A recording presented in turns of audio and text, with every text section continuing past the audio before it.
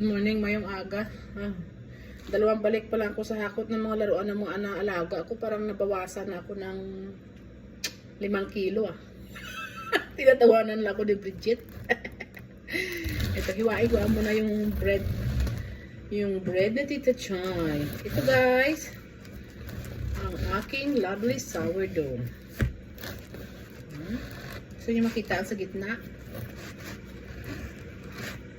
Ang sourdough ni Ala Chayan. That's my sourdough. Ang cute, no? Yan ang butas-butas niya.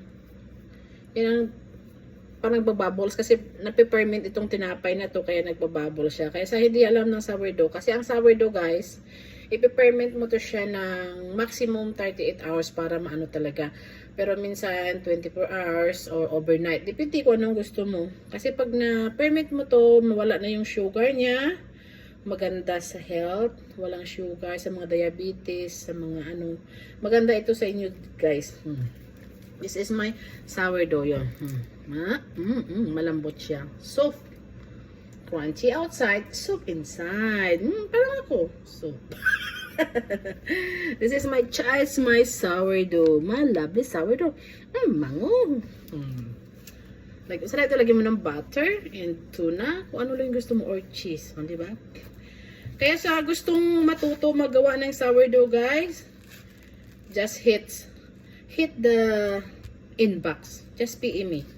Ngayong summer, kasi wala yung mga amo ko. Yung dito sa Saicong, kung sinong gusto matuto magawa ng sourdough, guys, magsischedule ako ng araw kung ano, na pwede kayong pumunta dito sa akin. Pwede kong i-share sa inyo ang talent para matuto kayong gumawa ng sourdough. Okay? Dahil malaking bagay ito sa inyo. Pati rin sa inyo, pati rin sa health nyo. Ayan. Basta PM nyo lang ako kung gusto nyo matuto ng sourdough. Hindi ako madamot para turuan kayo guys. Maganda ang sourdough sa atin. Sa mga tinapay na mga nakakain natin, very unhealthy yon. Tsaka, siyempre, kagaya natin, may edad na tayo, yung mga nanay tatay natin, mga ano na sa health nila. Kaya, ito, maganda ito sa health natin, yung sourdough, guys. Believe me. Pero, siyempre, yung tamang lahat ng sobra is masama. Kaya, yung katamtaman lang din. Basta, ang bread na to is very healthy.